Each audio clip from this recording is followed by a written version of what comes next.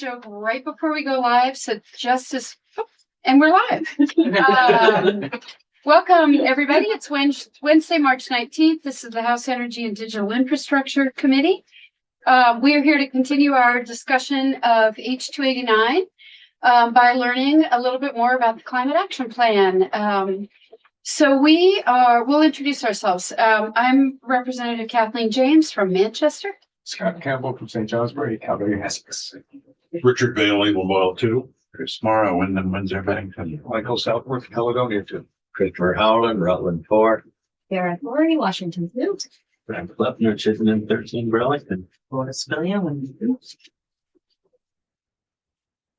Jack Locker, Committee Assistant. All right, and our guests. Brian Stevenson, Vermont Public. Jane Wilczarczyk, Agency of Natural Resources. Thomas Weiss, President, Montpelier.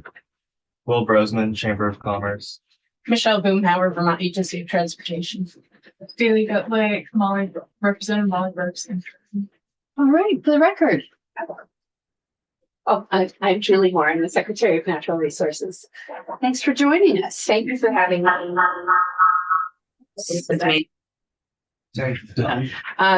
I have some slides I will endeavor to share. Appreciate the opportunity to be with you this morning, and will pretty quickly turn things over to my colleague Jane, who will get into a lot more about the process around the Climate Action Plan.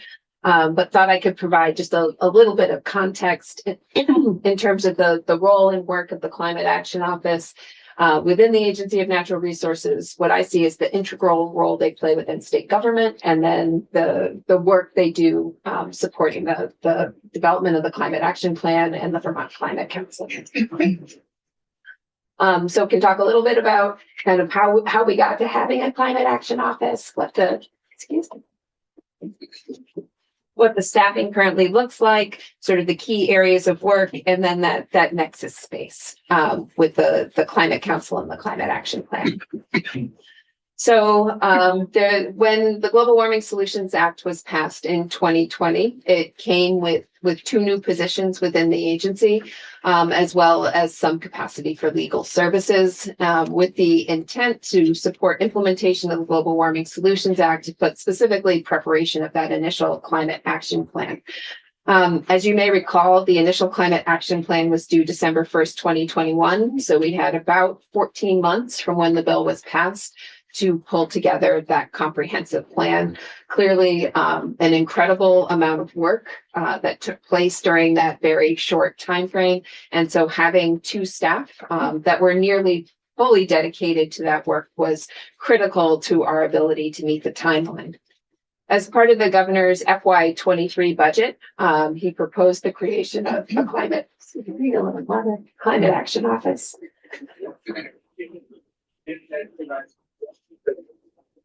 For the purposes shown in the quote behind me, but it's really about this, thinking about state-led climate initiatives, being able to monitor and track our progress in several key areas related to the Global Warming Solutions Act.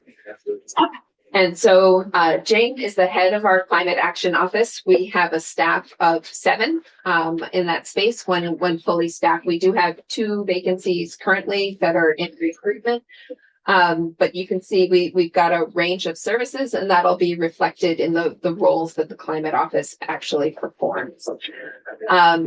So the first space or area of focus for the Climate Office is around greenhouse gas mitigation. And I would say that really falls into sort of 2 buckets, technical analysis and then programmatic work. Part of what the Climate Council relies on, but also what the agency relies on, are a series of models that help us understand our progress towards the requirements of the Global Warming Solutions Act.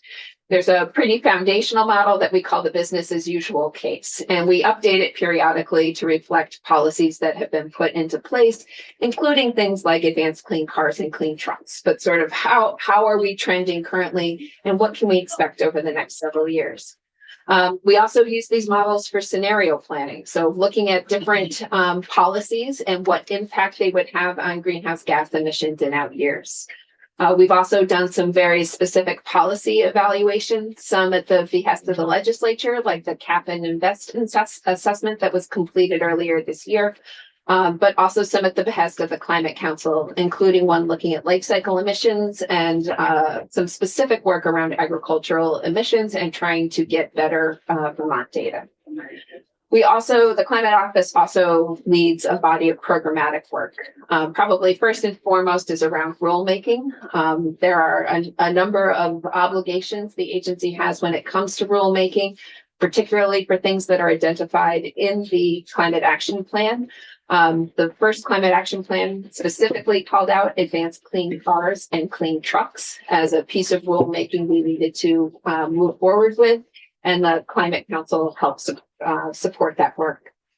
They also are leading in some specific contracted services. The two I flagged here is we have a refrigerant management contract with Efficiency Vermont, where we are working with small retailers to help phase out the use of refrigerants that have high global warming potential. And we also are just in the throes of finalizing a contract with the community action agencies to continue some energy navigator positions that had been established with federal funding. That funding has since run out, but we see the critical role these navigators play in helping connect low-income Vermonters with different incentives and programs that can help them improve their energy efficiency. Another big area of focus is resilience and adaptation, and would point to the resilience implementation strategy as kind of the key body of work that the Climate Office is leading in this space right now. As you may recall, last January, the governor and the treasurer announced that they would be working together to develop this resilience implementation strategy. If you haven't heard more about it in detail, we would welcome the opportunity to talk further. But our team has been at work categorizing all of the efforts state government currently makes in the resilience and adaptation space. That's what they refer to as the opportunity assessment. And now we're starting to look at where there are gaps. We'll prioritize filling those gaps and then work with the treasurer's office to identify how we pay for programmatic areas we aren't currently engaged in.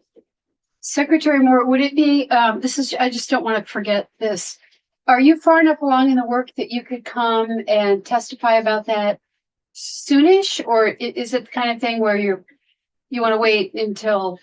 No, there's actually a stakeholder meeting planned for the end of this month. I think March 24th, Jane. And so we have put together a really nice sort of status report of where we sit with this work and are going to be seeking public input. And so to the extent your committee would be interested in receiving that same update, and know that opportunity for public input is immediate, we would welcome the opportunity to share that with you. Great, Jack. If we could get that on the agenda, that'd be super. I'll connect with you afterwards. Sorry to interrupt. I just didn't want to forget. No. So this is a really significant body of work. And I would just put a little asterisk by it to say, in my mind, this is the parallel to the proposal in the governor's climate omnibus to develop an implementation plan on the greenhouse gas side of things. The Climate Office also plays a really key role in tracking progress.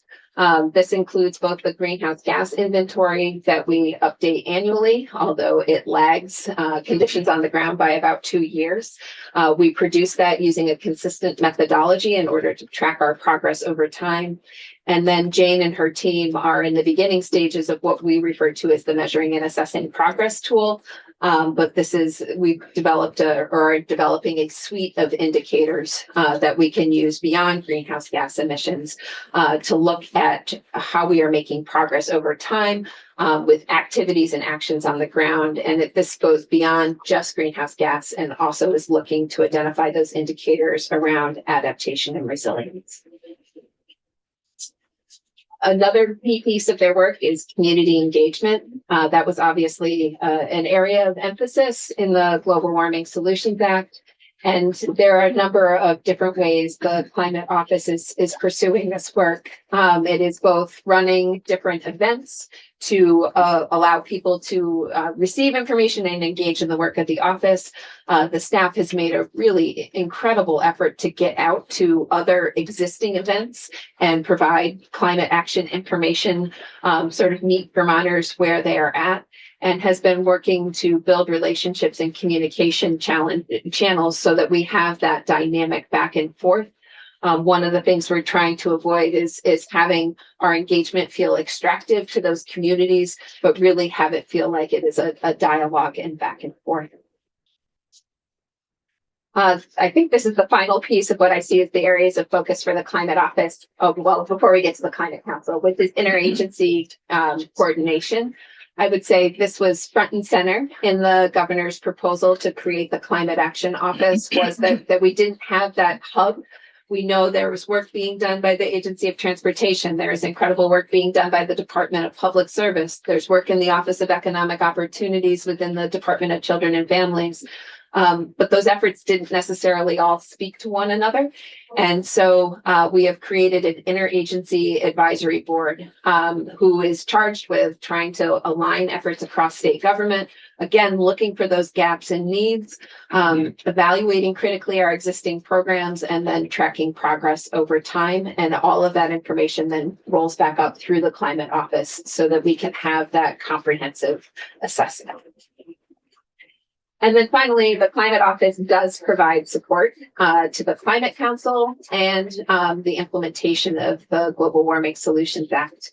And that work includes, we are the place that issues contracts that support questions that climate counselors have asked as budget allows, or there have been instances where the climate counselors have come into the legislature and advocated for funding for specific work.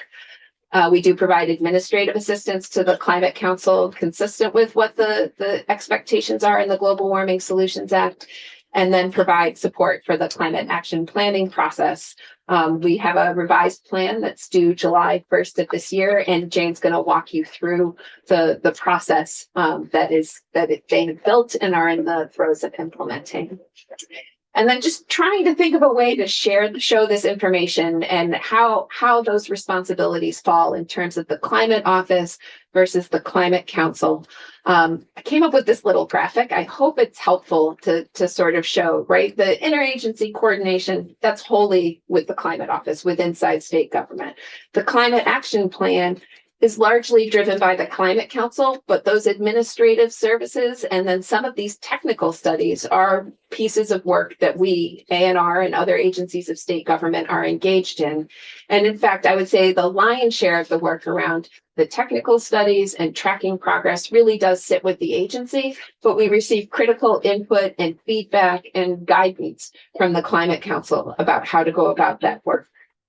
The community outreach and public engagement is a shared space where we have staff leading on that work, but have a lot of support and engagement from climate counselors. And then implementation activities and rulemaking really is the purview of the agency.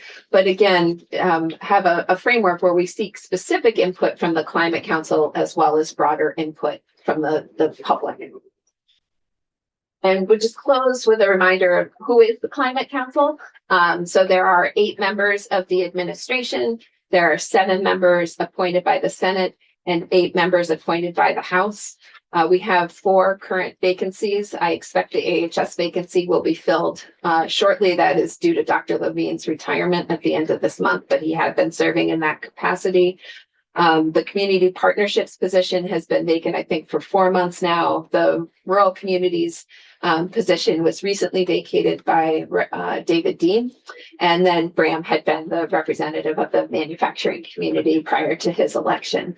The 5 folks on this chart that are indicated with asterisks form a steering committee. We didn't have a steering committee when we started, but recognized we really needed a smaller group of counselors that could, in particular, put together the agendas for the meetings of the full council. And so it's myself and AOA Secretary Sarah Clark on behalf of the administration, Jared Duvall and Kelly Klein on behalf of the Senate, and then Liz, and it had been Graham on behalf of the House members. And I think that's been a fairly effective structure for us. I think this is a challenging body of work, and it requires an incredible level of commitment for the folks that are members of the Climate Council and can't do it within the context of their professional responsibilities. I would say at this time of year, or at this point in the climate planning process cycle, it probably is a 4 to 8 hour a week commitment in terms of meetings and drafting responsibilities, and other components of the work necessary to build the climate plan, which is obviously a really significant ask of volunteers, and just think it needs to be acknowledged and honored, the level of commitment the folks on this list have shown to this work. And with Did you mention what the asterisks are? that's the steering committee. Oh, steering committee, okay. Correct. And just Bram had been the 6th member of the steering committee. So right now we're one short of a full complement. You want to take him back? Are you trying to get rid of him? Look more in, Chris. Just make sure you get a good price. Rep. Sebelia, you had a question? Yes, on community outreach, the climate action outreach. I feel like this is a question I ask every year. And I'm looking at what's the link here. Noting also the absence of, we've now lost our rural communities person. So looking at the events that have been tabled in person, I see several in Burlington, Montpelier, Rutland, a couple in the Kingdom. I mean, none in Southern Vermont, not even in our biggest towns, never mind our rural communities. And so, this is something I continue to be really concerned about. It was an issue when I worked on the Global Warming Solutions Act that felt really important to me, that we are connecting with our rural and forest communities. And so in the past, I've heard a lot of discussion about online outreach, which of course is challenging in a lot of rural Vermont. So what are the plans for more in-person connections to rural communities throughout the state? So I think one of the things Jane will speak to in terms of the climate action planning process specifically, and I just bring this up because this will take place over the next month, is there are, I believe, 8 in-person sessions planned between now and the end of February or end of April, to go out and meet with Vermonters, walk them through at a fairly high level, the climate action plan, including some of the changes. And those include a diversity of locations. I will tell you, I've signed up to go to Bellows Falls and Barrie. I know that we're having sessions in Bennington, sessions in Hardwick, sessions in St. Albans, and Jane may be able to name the rest of you, but we are doing our best to get out to as much of the state as possible. Your feedback is point well taken in terms of there tend to be more events with more people in Burlington in particular. And so, it's a little bit easier to identify those opportunities, but I think we are always looking to get outside of Montpelier, get out into sort of the 4 corners of Vermont, and make sure we are hearing from as many Vermonters as possible. And, frankly, one of the limitations becomes we have a staff member whose full-time job it is to think about community engagement, although that kind of outreach isn't her only responsibility. And then a finite amount of contracted support to help us do that work. And so some of it's just a reflection of the limits on our ability to do that. But please know we have committed to getting out all over Vermont in the next several weeks. Well, thank you for that. Secretary Moore, it's been a number of years, and this is part of H125. Do we really understand what is happening throughout our state? And I am really happy to hear that y'all are coming to Southern Vermont, but Southern Vermont is a pretty isolated place with a lot of big mountains. And I'm happy to hear you're going to Route 7, and I'm happy to hear you're going to the 91 corridor. But all those mountain towns in the middle, which a number of us in this committee actually represent, are also experiencing climate change, and sometimes pretty significantly. So I would love to offer to help coordinate. At any time, I would be delighted to help coordinate an outreach and community visit for the rural communities in southern Vermont, which are really susceptible to a lot of climate change and what's happening right now. So I continue to be concerned that we are not getting to these isolated places and hearing from these folks. Yeah, and I can't help but notice also that the Northeast Kingdom session is in Hardwick only. There's nothing that no other culture of Northeast Kingdom. I like Hardwick. It's a great place. It's just one corner of Northeast Kingdom. In fact, it's kind of, yeah, anyway. So I would add my voice to be willing to help facilitate some St. Johnsbury, Newport, Pond, someplace. I'm sure we welcome Yeah, that. And again, I there's- recognize you have limitations on how, you can't do this everywhere, but it's just. Madam Chair, Director Mazurchik. Yeah. I just wanted to mention two things. One's in response to Rep. Sibilia first. I think that we produce these climate action outreach newsletters, reports quarterly with the help of our consultant. I'm not sure which one this is, but we've actually done significant outreach in both Bennington and Ludlow recently. And we've been working really in some concerted efforts to build relationships with CBOs, community-based organizations in Bennington around low-income Vermonters in order to connect specifically with their constituents, which is part of the plan, is that over the course of the last few years, really building those relationships and having resources through our contract, through the agency, to pay CBOs for their time, to invite us in, build trust with them, and then be able to work through them to access community members that they work with. And we actually have a CBO event to continue to build that outreach with members signed up from different parts of the state next week, next Thursday, that Sophia is running, Veltrop, our community engagement coordinator. So I'm not sure this report, but we have been actually traveling physically to Rutland, Ludlow, Bennington, I can think of most recently. And then I do know one of our other public events for the CAP, the Climate Action Plan, is in St. Johnsbury. Oh. So we have one in Hardwick and St. John. Yeah, I didn't. And she just didn't know that. Exhaustive list. Yeah. Which is amazing. She knows most of them. Yeah. I'm looking at the list right now. Maybe it was added, but. Yeah, there is one in St. Johnsbury. So Director, may I just respond to Director LaJoy? Sure. Thank you. It sounds like we're in agreement about what's Yes. happening. So I don't hear that there's a disagreement about what's happening. And so again, I will offer my free time, all of it, to help coordinate something in along the Route 100 corridor. Yes. In the bottom, 4 counties. I would appreciate Where there it. are a lot of rural communities that are being harmed by the changing climate and need help. Yeah, thank you. So that was really it for my introduction. And I'm happy to turn it over. If there aren't other questions, happy to turn it over to Jane, who can talk in more detail about the process around the development of the climate plan, but just wanted to make sure the committee had particularly what I think of as this context in terms of the relative roles and responsibilities of the climate action team that Jane manages, along with the Climate Council, and what is a really expansive body of. Right. Yeah, and as well as the content or the process, what's in it. Correct. So the policy pillars, great. Thank you so much for joining us. Really appreciate it. You're welcome. And we can turn over the proverbial mic to Jane.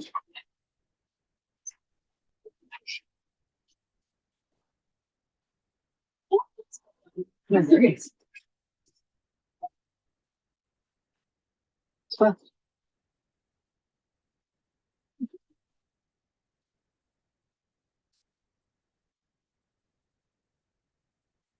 So because we are who we are, we have until noon. Yep.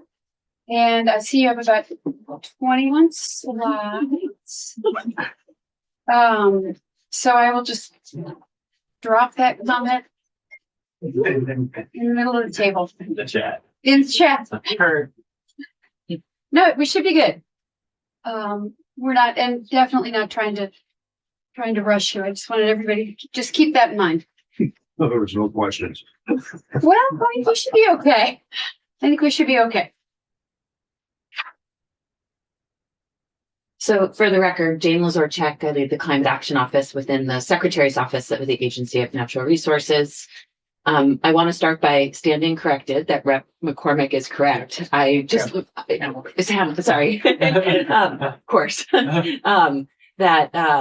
Yes, you are right, that right now, currently only Hardwick has a Okay. outreach event planned, and I can look into that. I'm going to go through this in the presentation, but we are working with regional planning commissions to stand those events up to have added capacity, and we have capacity for 8, and I believe there's 7 currently scheduled. So we can look at see if there's capacity to add an additional. Great, thank you. Okay, Bree, yes, just one question, which is, have you all requested any funds for additional community outreach this year? No. Okay, thank you. Mhm. So as requested by this committee, my focus today is really going to be on what's required by the Global Warming Solutions Act for the Climate Action Plan, and what the Climate Action Plan really is in terms of delivering policy recommendations and what it isn't.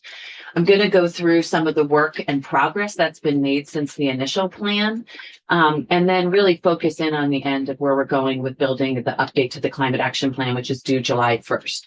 I'm not going to spend time sort of comparing and contrasting the recommendations in H289 as TJ did a little bit at the end. I'm really going to focus on the content of the Climate Action Plan and what it is. And I think through delivering some detailed testimony about the Climate Action Plan, you'll start to see both the positives of the Climate Action Plan and the challenges associated with it that have led the administration to making some recommendations around future changes. Thank you. So I'm going to move quickly through some of these initial slides, but a reminder that the Global Warming Solutions Act was passed in September of 2020.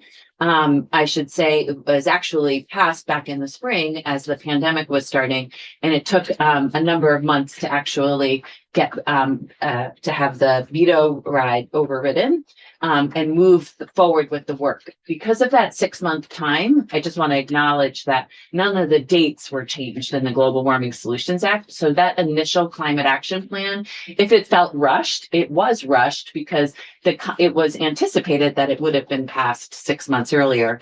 And then the world stopped.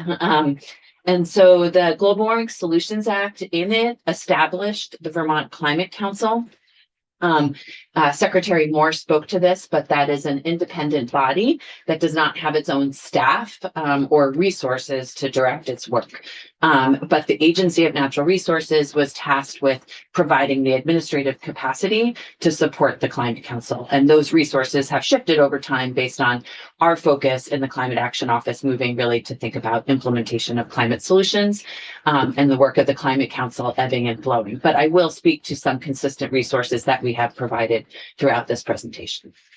There are 5 subcommittees that 4 of which were established in the law, the Global Warming Solutions Act, and discretion was given to the Climate Council to stand up any additional bodies or subcommittees needed to do the work.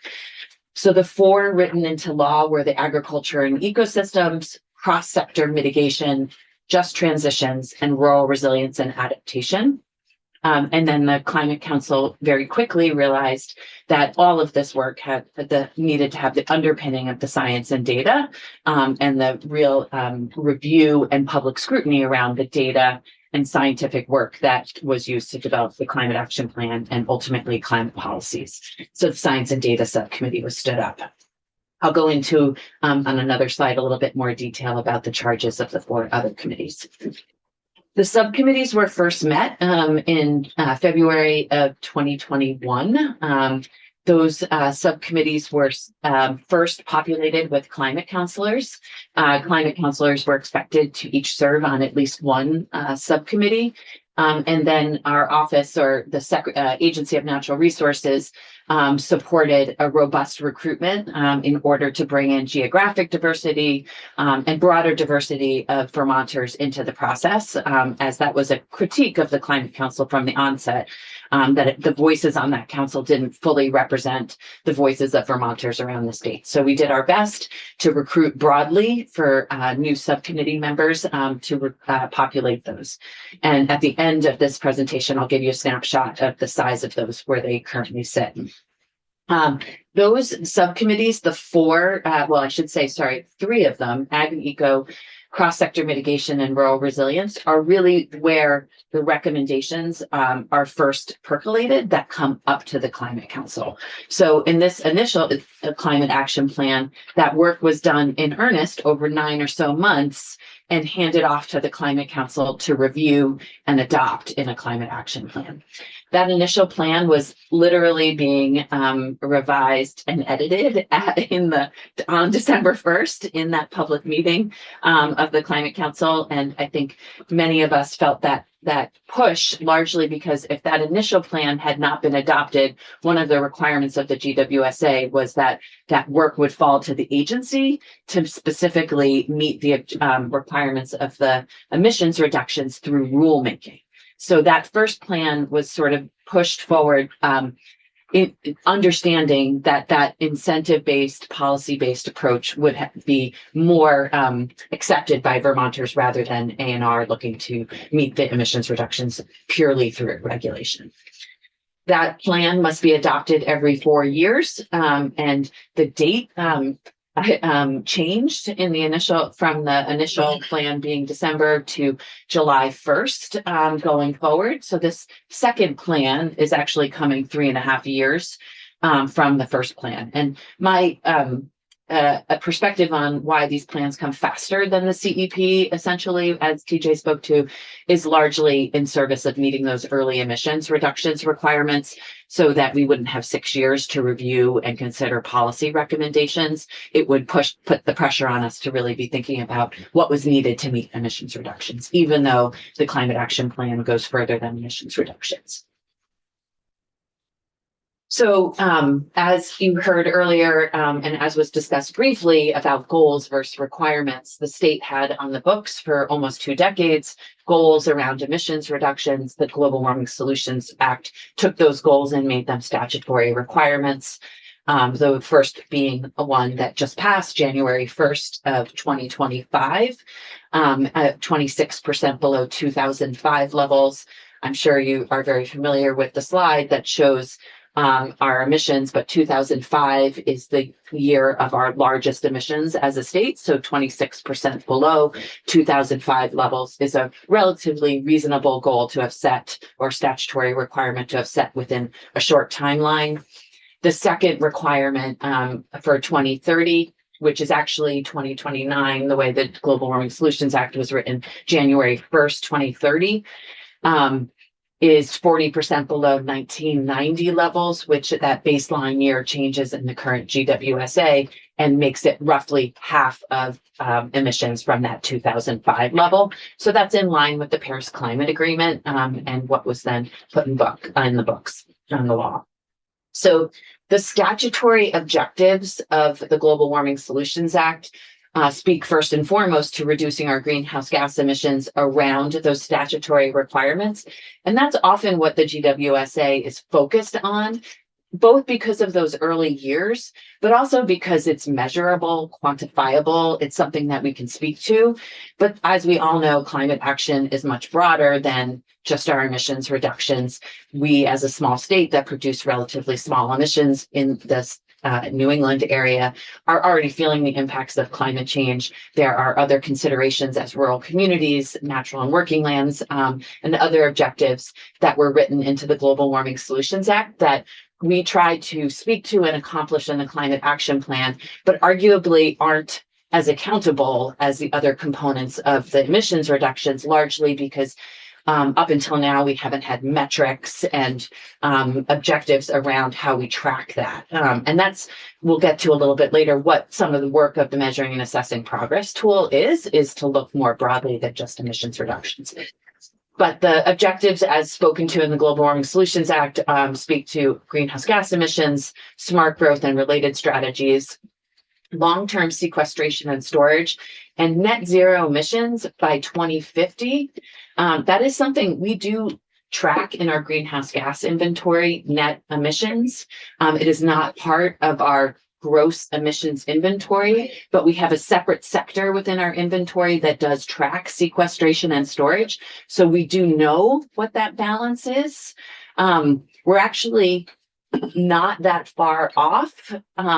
In fact, net zero emissions by 2050 is, if we were to meet the gross emissions targets, would allow us to lose considerable sequestration and storage over time and still be net zero because of where we are currently with our gross emission targets. So I mentioned that because while I'm not going to talk about 289, but at some point it would be nice to talk in more detail about what a net target would look like and how it would help us meet both gross emissions reductions as well as some of the other objectives currently within the Global Warming Solutions Act. But I don't think, just to be make sure we're being accurate, the GWSA is currently enacted into law does not, we're looking for emissions, not net emissions. So I'm curious to see that That is a requirement pop up. in the, sorry to interrupt you, Rich. That's it. This is a requirement to be net zero in the Global Warming Solutions Act by 2050. And also. And to achieve also gross gross emissions. Okay. And I Didn't should say think- that the Global Warming Solutions Act doesn't specify gross emissions reductions. It specifies the greenhouse gas inventory as the accounting framework used to meet the emissions reduction targets, of which the greenhouse gas inventory is a gross emissions inventory, except for electricity, which is Right. done on consumption based a little differently.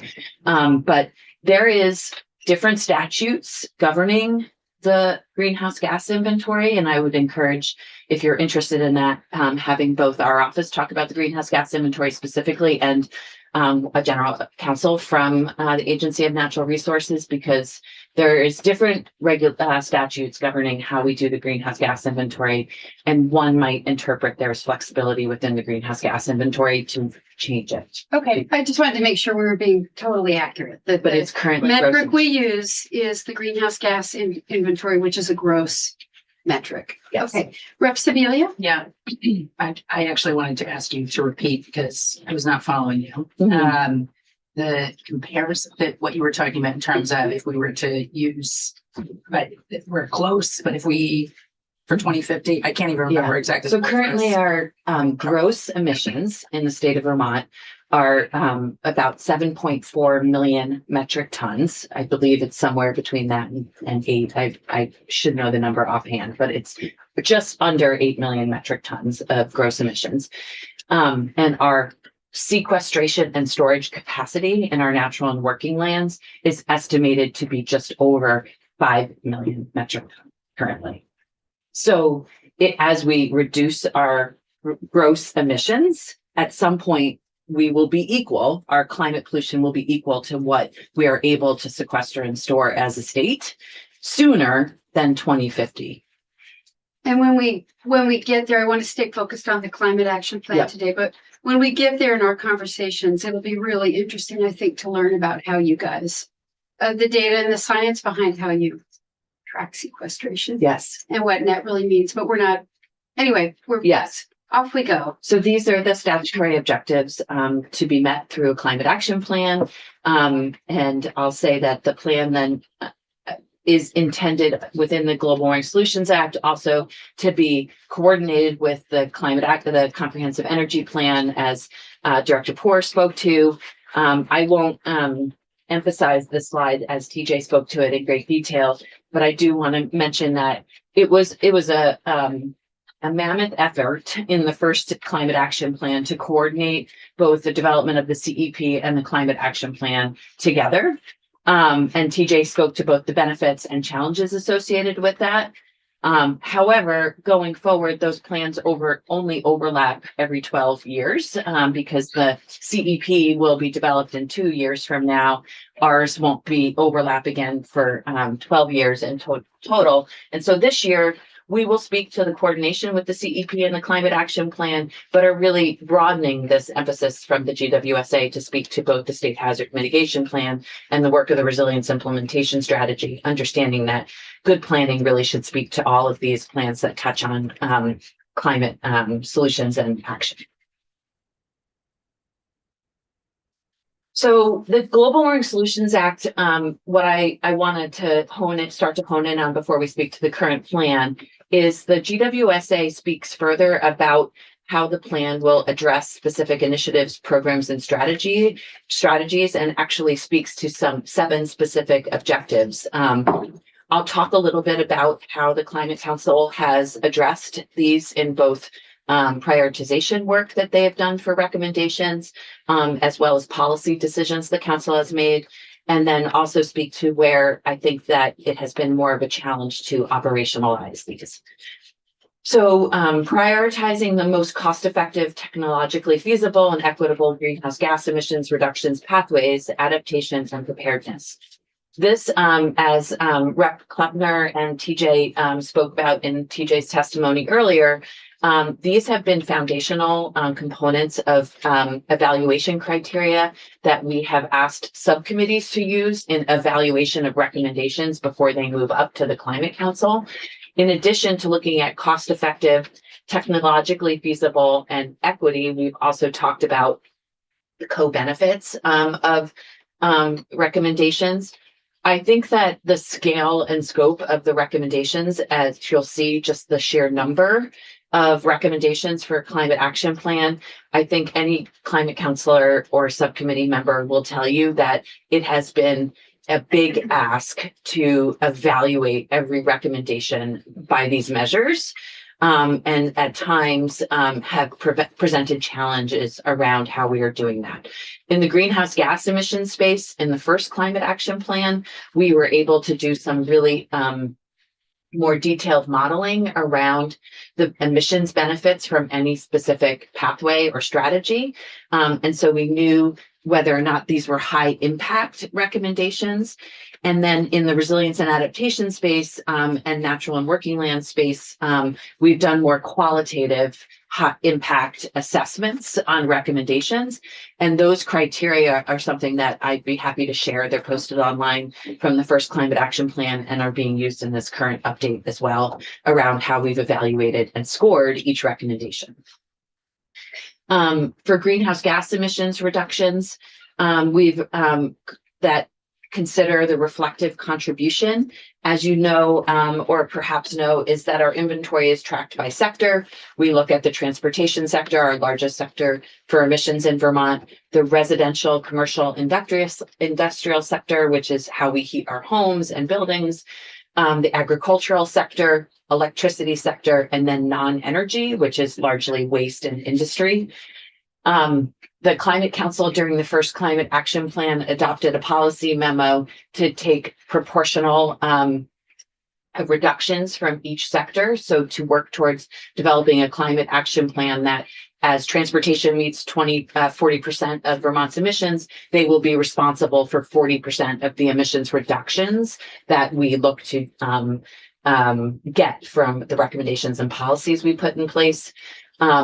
Over time, whether or not those proportional emissions reductions hold true, that is not the way the actual accountability of the Global Warming Solutions Act will be judged.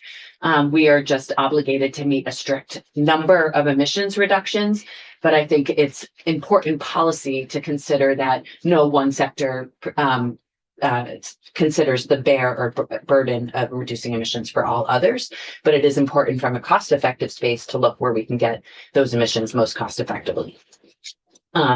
Agriculture, for instance, is a sector that's very challenging to actually reduce gross emissions from. This is a sector where, as Secretary Moore alluded to, the accounting in that space for a gross emissions perspective really is at a very coarse level from like acres and number of cows.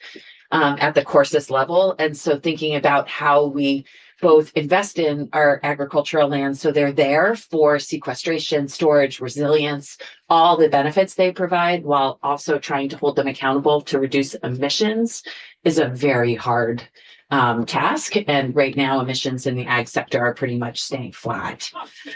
Yeah, Rep. Kleppner? Point out another benefit of ag land is food. A very important benefit, but also just glossed over. So as we think about policies and recommendations and program development, we are also thinking about how to minimize negative impacts on marginalized and rural communities.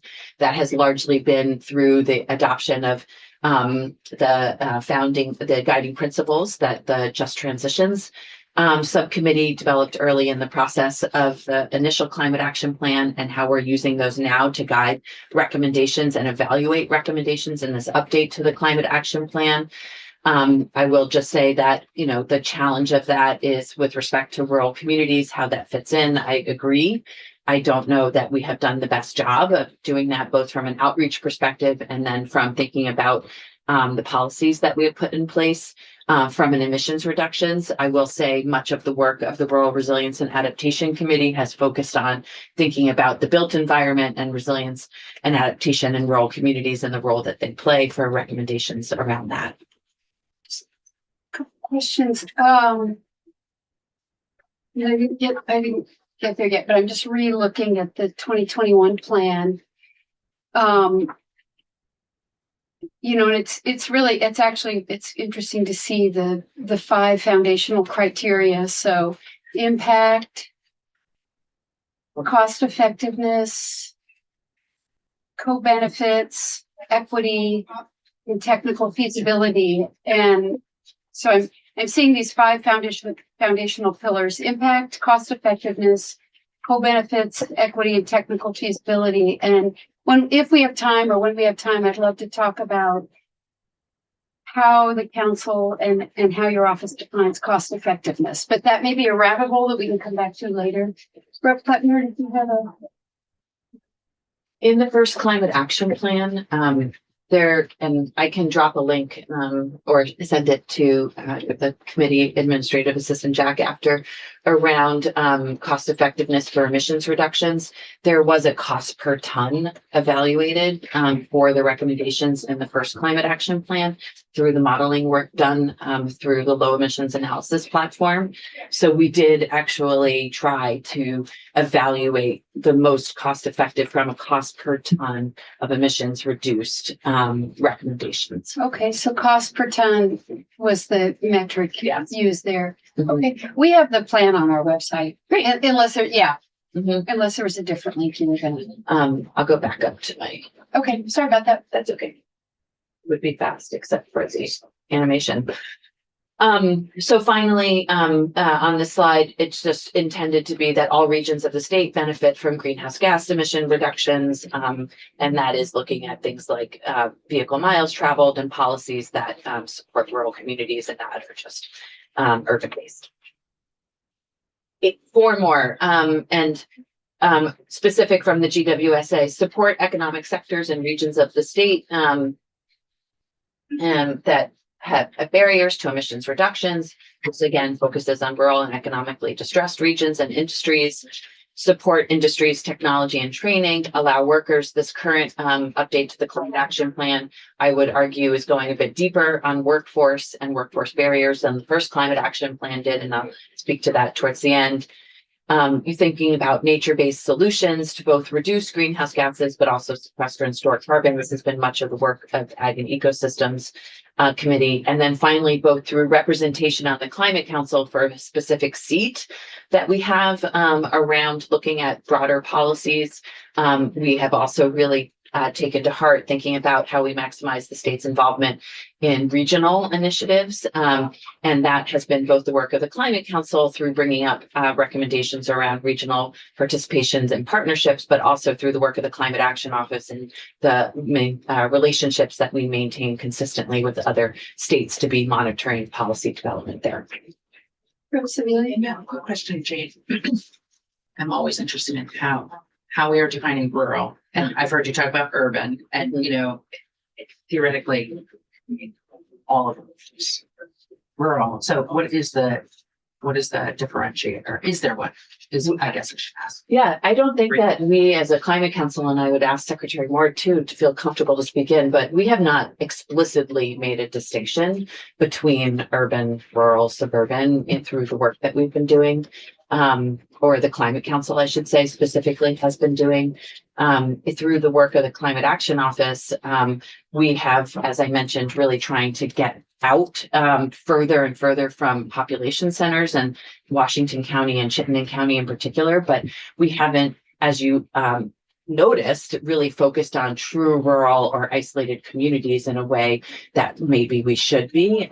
But we've really been trying to reach people where they traditionally have not been brought into the conversation. So I have thought about it more from a not Washington County and Chittenden County, but that's probably not a fine enough lens to be focused on when thinking about rural communities.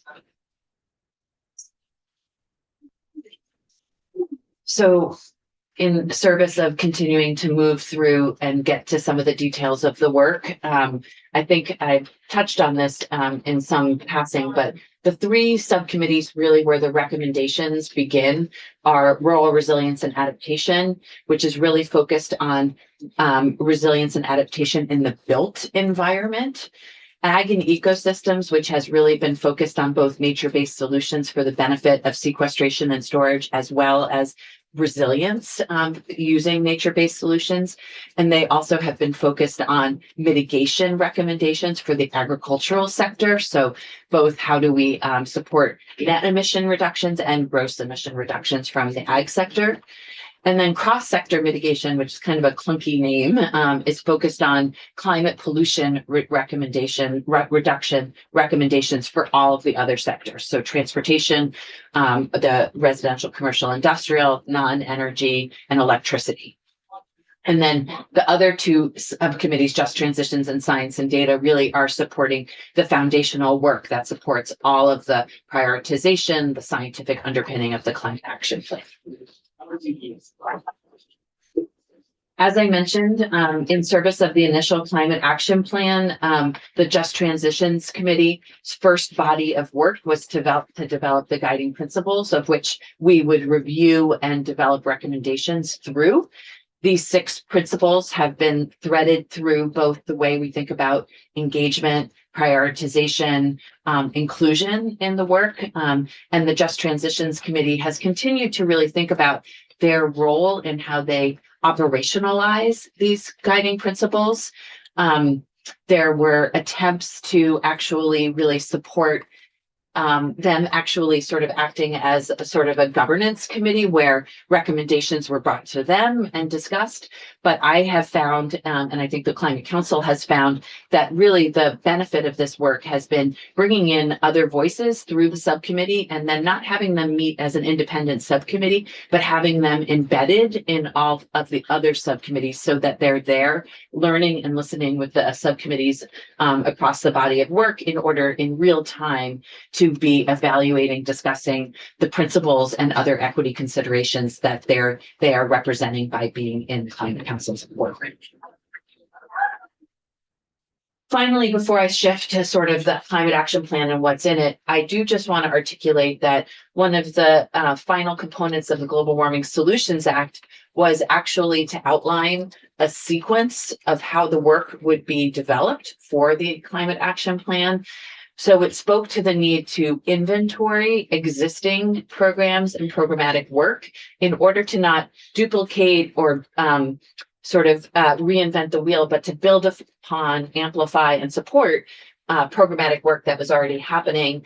It specifically calls out evaluating cost effectiveness of those both new and existing programs for the benefit of meeting the emissions reductions. And then further down, I would also point out that it calls out the need to do this for resilience and adaptation.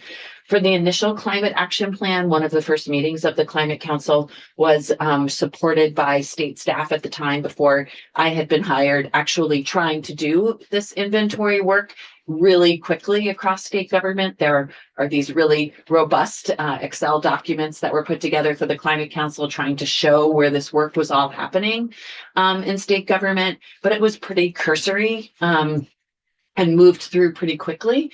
And that, as Secretary Moore alluded to, is one of the benefits of this resilience implementation strategy now, is really thoughtfully looking at where that work is happening and how we build upon existing state government work in order to make tweaks and identify opportunities and gaps to build resilience and adapt in the face of climate change. That work has happened, but very much to a lesser extent in the mitigation space.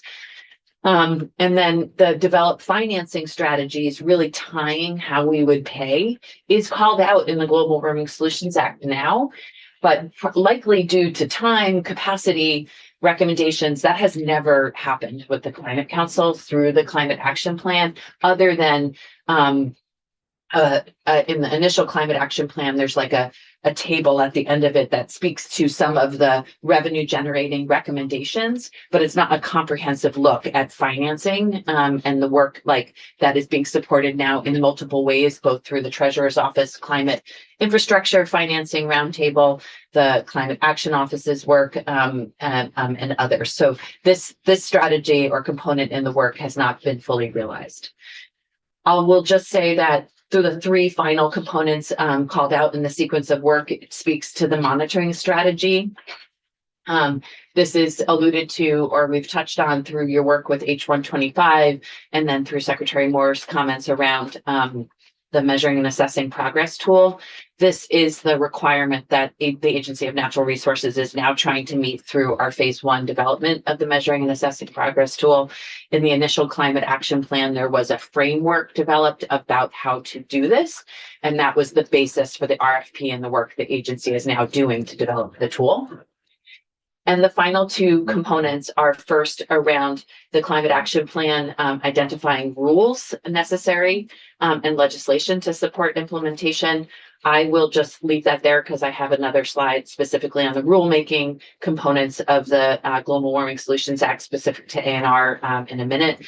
And then just note, obviously, that what we spoke to earlier, that the climate action plan is required to be updated every 4 years, or within 4 years, I should say. And there have been 3 updates since the initial climate action plan was adopted prior to this plan we're doing now, that were strategic updates around gaps that we missed in the initial plan. I'll touch on those briefly. So the initial climate action plan, pivoting to that, it aims to cut climate pollution. In line with the GWSA targets, it was intended to set us up to meet the January 1st, 2025 target, as it was the only plan to be adopted prior to that first target. It was also a roadmap for how to get us to 2030, but we all acknowledged, including the Climate Council and state staff, that this plan did not add up to meet the 2030 emissions reductions, and that further work would be needed in the next iteration of the plan in order to evaluate where we were and what further policy recommendations were needed. Understanding, though, that this next climate action plan will be adopted on July 1st of this year, giving us a very short runway to still meet the 2030 emissions reductions, as it's only 3.5 years from the date. So the first policy included 24 pathways, 64 strategy, and 234 actions. The pathways are sort of thought about as the what needs to happen at a high level. The strategies are intended to be measurable recommendations, and then the actions are intended to be operational tasks to move the plan forward. The challenge, as we've said, and why we don't see it as an implementation plan, is the sheer volume of actions is quite large. There's no priority of what comes first, what's needed as foundational work before others. And much of this work is not co-created with state government, with the lead implementers. And so many state actors are not aware that they're being obligated to do work or how it works with theirs. And so there has been some challenges in moving forward with the recommendations in the climate action plan and how we direct state agencies to do that. As I mentioned, there was a framework for measuring progress. And it noted right in that initial plan that we needed additional work in the transportation space and around biomass. For transportation, as many of you may know, the Climate Council had been looking to TCIP, a regional program looking at capping emissions in the transportation sector and then investing those proceeds in further emissions reductions for transportation. That program, which Vermont had been party to the MOU and working in good faith with other states for a decade to look at standing up, fell apart 2 weeks before the Climate Action Plan was adopted when Massachusetts, Connecticut, and DC pulled out of the actual implementation of the program, and it no longer became viable for a small state like Vermont to do it without other regional partners. So knowing that that gap existed on how we would meet our transportation emissions, rather than rushing to put forward a recommendation, there was a signal in the initial Climate Action Plan that further work needed around policies and funding for transportation should be considered in the near term. Governor Scott opposed TCI, though, I thought. He allowed state staff to participate in the program development. He did not ever stand up and say that he would join TCIP. Yes. Okay.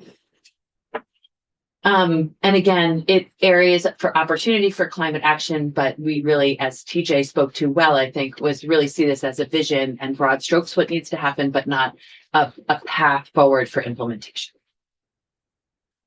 So there have been 3 addendums to the Climate Action Plan since it was originally adopted. These are hyperlinked, so you can easily reference them. 2 around transportation. The first one acknowledged the passage of the bipartisan infrastructure bill and the new funding being given to the transportation agency in the state of Vermont and calling for the development of a carbon reduction strategy. And it signaled that the Climate Council should pause on thinking about policies in order for the carbon reduction strategy to be realized and understood. That carbon reduction strategy looked at first, how could we realize emissions reductions through current capital spending that the Agency of Transportation controls, and then what further emissions reductions would be needed through additional revenue or policies. But it didn't analyze those policies. So that initial addendum gave us time to do the carbon reduction strategy, which then built on the next recommendation that the Climate Council, working really closely with the House Transportation Committee last year, signaled use of the Agency of Natural Resources Inflation Reduction Act funds, our climate pollution reduction grant, to pay for a study to look at a cap and invest policy specifically for transportation. We brought into that to look at how that a cap and invest policy could meet our emissions reductions economy wide. That is the study that Secretary Moore alluded to and was spoken to in the addendum that was passed in January 2024. It also obligated us to look at how complementary policies like a low carbon fuel standard could be additive to a cap and invest policy to meeting our transportation emissions reductions. That study was completed. First, the technical study by our agency with our consultants in partnership with VTrans. We finished that study at the end of calendar year 2024, handed that off to the Treasurer's office, who was then tasked with making recommendations to the legislature about what program to join or not join, what information was still needed before making a decision. And that's been the final work of those addendums that are now being contemplated for inclusion in the update to this climate action plan. So what will a policy recommendation or further studies, analysis needed to be undertaken to feel confident about the application of a cap and invest in Vermont? And then finally, the additional addendum that spent a significant amount of time on from the initial climate action plan till December of 2023 contemplating was what position the Climate Council would take around electricity-led biomass-led electricity generation. So the biomass addendum does not speak specifically to biomass from a home heating perspective. It really looks at a policy position from the Climate Council around biomass for electricity generation and calls for the need for a study to be done about the impacts and benefits of phasing out biomass-led electricity generation. That work is currently being contemplated if an update or new recommendations or needs are being met for this update to the climate action plan. But these are all three of these are considered parts of the initial climate action plan, even though they weren't adopted on December 1st of 2021. I'm going to speak briefly to the role of our office in supporting implementation of the climate action plan, but I did want to provide you as a resource. Every year, we're obligated through the Global Warming Solutions Act to provide a Climate Council report to the General Assembly. There's been 4 since the initial climate action plan was adopted. All of those have direct tables in them that link to legislation that you all have contemplated or passed with direct ties to the initial climate action plan. So there's a table in those reports that speak to legislative action directly connected to recommendations. It also has more detail on policy implementation at the state level, technical analyses, and links to all of those reports. So just encourage folks that there's a wealth of information that I'm not going to go into, but that's in those 4 reports, and wanted to provide those links for easy access. So since the initial climate action plan, some key things have moved forward. There is a provision within the Global Warming Solutions Act that requires the Agency of Natural Resources to adopt rules consistent with the climate action plan within 1 year of the climate action plan being adopted. I encourage you all to invite Ledge Council in or A&R Council to speak to this provision in more detail, but our understanding and interpretation of this, my understanding, I will say, has been that that is where we are specifically obligated to adopt rules. And as Secretary Moore alluded to, those first suite of rules in the initial climate action plan were limited to the clean car rules, which I'll talk about in a minute. I also wanted to note that there's an interesting provision in the Global Warming Solutions Act that obligates the agency to do robust engagement when advancing rules that are proposed in the climate action plan. Interestingly, in the Global Warming Solutions Act, there's no requirement about engagement about the climate action plan. There's no specificity about what kind of engagement we would do, how we would meet the obligations of that with the public. But when it comes to rulemaking, there's a really robust section in the GWSA that obligates us to do engagement with frontline and impacted communities, of which we did pretty comprehensive engagement around the clean car rules, which were a unique challenge because though these rules, as which I won't spend a ton of time talking about, are we are obligated to adopt them identical to California's. So while we could engage with Vermonters around the rules, we could not make changes or modifications to the rules, but we could engage with folks about, as we move to cleaner cars, electric vehicles, what do you need to feel supported in this transition? What are the complementary programs, incentives in order to feel like you could buy an EV, they're accessible to you, which is how we targeted our engagement, understanding that we were both obligated by the GWSA and CAP to do these rules, and we could not change the language in them. So it was a interesting dilemma as we met with Vermonters, because as you all know, when you're meeting with and talking with Vermonters, you also want to be able to demonstrate how you're using their feedback to make modifications, and we couldn't do that specifically here. The clean car rules in Vermont were a suite of 4 rules. The one that TJ alluded to is Advanced Clean Cars 2. That comes into effect next year. It picks up where Advanced Clean Cars leaves off. These are not, Advanced Clean Cars 2 is not a new rule. It's an addition and pushes us farther than Advanced Clean Cars did.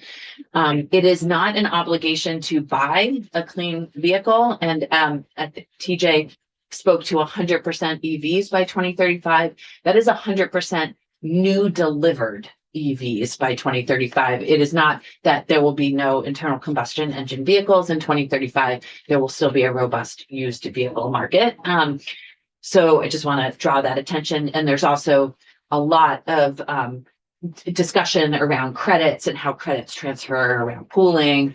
But it will jump from 12% of electric vehicles being required to be delivered this year to 35% electric vehicles, a part of all vehicles being delivered to Vermont next year.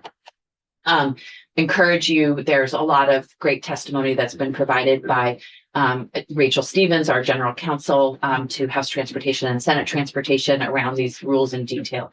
Happy to link that testimony or have her come in to talk about how these work, as well as Deirdre Ritzer, who is the Mobile Sources Program Manager who oversees the implementation of these rules. Advanced Clean Trucks is a new rule that was part of the suite of rules. It deals with medium and heavy duty vehicles. It does not get us to 100% by 2035.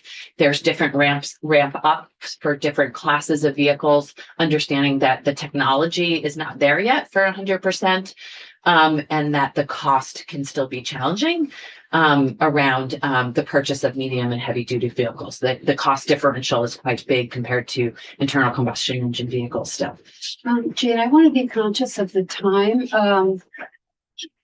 Yeah, we have about 10 minutes left. And one thing that we had, I'm not sure if we're going to get there, but one thing that I had asked that we really hear about are what are the key policy pillars in the plan? So I don't know if that's coming up in some of your slides. And, maybe I guess if we all have a plan, I guess we can read it tomorrow. But we've got about 10 minutes left. And so I'm not sure if we're going to have a chance to talk about what those key strategies, it's interesting to see how the plan is organized by pathway, and then underneath each pathway by strategy, and then underneath each strategy by specific action steps that would help, you take these action steps and that helps you achieve the strategy and that moves toward the pathway. And I'm not trying to, I just want to make sure that we finish on time and. Yeah, and I feel if I don't get to that, my apologies for misinterpreting, because I did really want to speak to the climate action plan as a vehicle for moving policy forward, but I have the recommendations specifically from that initial climate action plan. I expect I've seen that if Councilor Duvall and Cowart coming in tomorrow, and I will imagine as counselors, they will speak more specifically to the policy pillars in the climate action plan. Yep. But I will just say that, and as I shift here to talk about some of the technical analyses and the outcomes of that, these have been in service of those policy pillars and recommendations in the climate action plan. So understanding that the work around the recommendations and the study and analysis for those policies were not always completed in line with the initial climate action plan. We've been working in service of both the Climate Council and then policy development to support understanding the impacts and benefits of those policies further, so that as we move those recommendations forward, we had good analysis. So one of the, I'll try to move quickly through some of these slides to hit on exactly what you want to understand and know that these are all here for you to reference later. But one of the policy pillars and the largest policy recommendation out of the RCI sector in the initial climate action plan was the recommendation of the clean heat standard.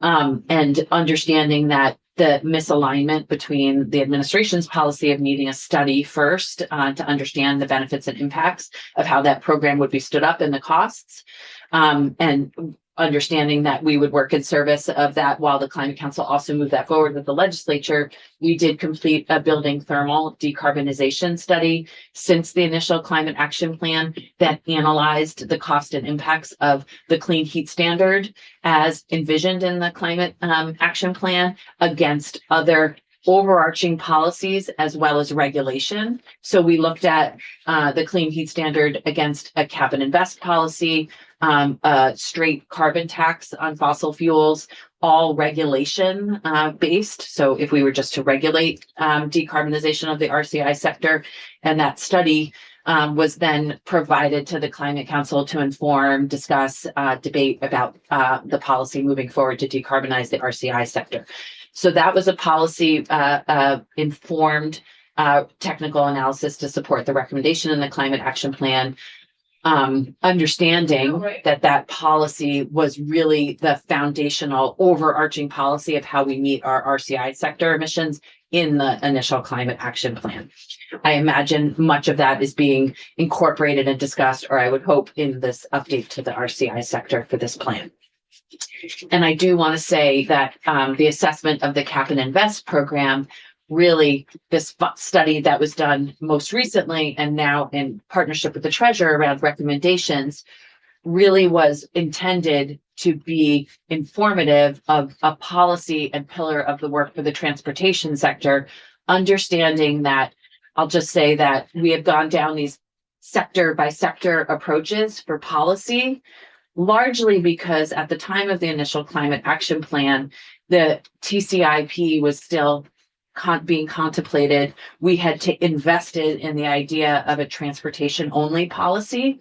And that's how I would, that is how the Clean Heat Standard was stood up or contemplated as a sector policy for the RCI sector. There are efficiencies, obviously, in thinking about economy-wide policies and programs. And I would just draw your attention to the assessment of it. The Cap and Invest program looked at how we would use the Western Climate Initiative, and then NICI, which is the program currently being contemplated in New York, the New York Cap and Invest program, to meet our transportation only emissions reductions, but also what it would cost Vermonters to consider that program from an economy-wide scale. So what if we looked at investing in WCI or NICI with the RCI sector, transportation, and industry, understanding that regulated entities, we also have an obligation to meet emissions reductions. We only have 5 at scale that would be contemplated under a program like this, but this study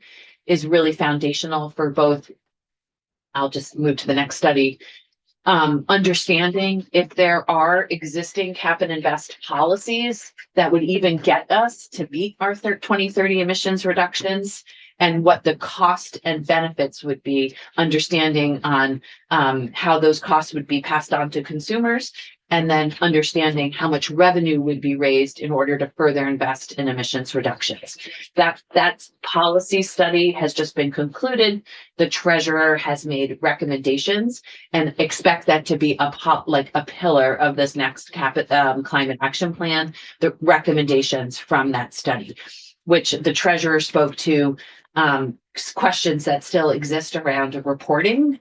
How would we cover regulated entities? How we would ramp up to spend what would be hundreds of millions of dollars in revenue, and then also how to buffer and insulate Vermonters from the impacts of that policy. So we'll take testimony on that, I guess, when we get there. Yeah. And so understanding that you're most interested in policy, I'll just move through this quickly and just say that our Climate Action Office still continues to invest significant resources in the Climate Council's work and development of those, the Climate Action Plan. We have an ongoing facilitation and engagement contract that costs about just over $200,000 annually to both support facilitation of the Climate Council as well as additional capacity for community and public meetings. And then we also just entered into a 4-year contract around modeling. That LEAP model, understanding that there are a couple components of that. There's the need for ongoing technical and assistance from the modelers in order to answer real-time questions and critique. And we now have capacity to have them on sort of speed dial to be able to talk with them about that. We also have, as I mentioned during TJ's testimony, 6 licenses, so that it's not just the contractor being able to do that modeling. We're investing in staff resources so that we can update and ask questions of LEAP model and the LEAP model in real time. That is a scenario-based model. So I just want to acknowledge its limitations also. It's not an optimization model. It has some limited optimization capacity and it's getting better with updates and to the model, but it's really about you put in the things you want as output. So the 120,000 weatherizations, and you see what you get for emissions reductions. It doesn't say, to meet 2030, how many weatherizations do I need? You have to tell it. So we maintain that model and the capacity to both update the BAU, business as usual model, and then continually produce new scenarios to meet those emissions reductions targets. Secretary Moore alluded to this, but we are thinking about in our office how we align implementation with recommendations in the Climate Action Plan and the Global Warming Solutions Act. And these are contracts that we currently have right now to think about support for recommendations and policy considerations in the Climate Action Plan. So I just want to draw your attention to the fact that this is no small undertaking, updating the Climate Action Plan. We kicked off the update to the Climate Action Plan with a meeting in January of 2024 with the Climate Council. We began to orient the work in spring and summer of 2024 with the goal of the subcommittees really handing off the work to the Climate Council at the end of 2024. This update to the Climate Action Plan is striving to be more strategic with policy recommendations. Those 234 actions, as I alluded to, are not reasonable to move forward in a 4-year time frame. So while we are bringing that work along with us in this update, we've also asked the specific subcommittees to recommend their highest priority recommendations. And we have a subset of around 40 to 50 high priority recommendations that are being contemplated right now by the council and will be brought to the public in April. That's what those meetings are really going to be focused on, those high priority policy recommendations, with the goal of updating the plan by July 1st of this year. TJ and others spoke to this, but we've been very fortunate in our office to build capacity around community engagement. Yes, we have more work to do, but it's also been a place where we've been building the trust and relationship with Vermonters, not in the time of a plan, but in an ongoing way, so that as we have policies, as we have plans, we have trusted relationships with Vermonters to engage them in a question or discussion and debate, rather than coming to them just to hear about a specific plan and not having built that trust from the ground up. Gee, sorry, I do have a question. I know we're running out of time, but so did you say, or I just wanted to hear a little bit more about efforts in the second iteration of the plan to be more clear about prioritization? Yeah, so we used a second round of criteria that really asked the subcommittees for the benefit of the Climate Council. There are 3 task groups within every subcommittee focused on a policy area. So in rural resilience, there's public health, the built environment, and capacity and planning. We asked each of those core focus areas to lift up no more than 3 high priority recommendations that must move before anything else moves. And those are being done in the mitigation and energy space as well this time around. And so there's a core set in the buildings and thermal sector, transportation and electricity and non-energy these are the must-have policy recommendations to move forward with climate action this time. Gotcha. Thanks. And just finally, we've alluded to this, there's significant resources that it takes to sort of undertake this work. There are 45 additional subcommittee members in addition to the 23 counselors. There's our office and then 11 additional state staff who support the subcommittees. We kicked off this update in January of 2024. It will be hard to finish it by July 1st, 2025. And we support these significant contracts to enhance and enable the work, both the facilitation and engagement services. And we have a very large contract for modeling and an additional grant right now to RTCs to help us support the legwork needed to run the public meetings. That's it. I went through them all. Well, and we asked you to start late, so we take our break, which I've forgotten about. So, That's very helpful. Do we have any final questions? Yeah, Yeah, I just would like to ask, how much are the licenses costing us on late? Yeah, I'll have to remind myself, they're about $10,000, but I don't remember exactly, and they run for 4 years. They're not like, ArcGIS licenses, which are very expensive these days, but they are money out of our operating budget. And that was the first suite of licenses was purchased by the Public Service Department. And now we're covering them in the Agency of Natural Resources. 3 of those are in our agency, 2 go to the Public Service Department. And I forgot that board member Riley Allen at the PUC also has one now too, so we can all sort of dive into our model and understand where our emissions are coming from. great. All right. Thank you. Yeah, it was very helpful. Thank you so much for being here. Really appreciate it. All right. We can adjourn and go off live. And we're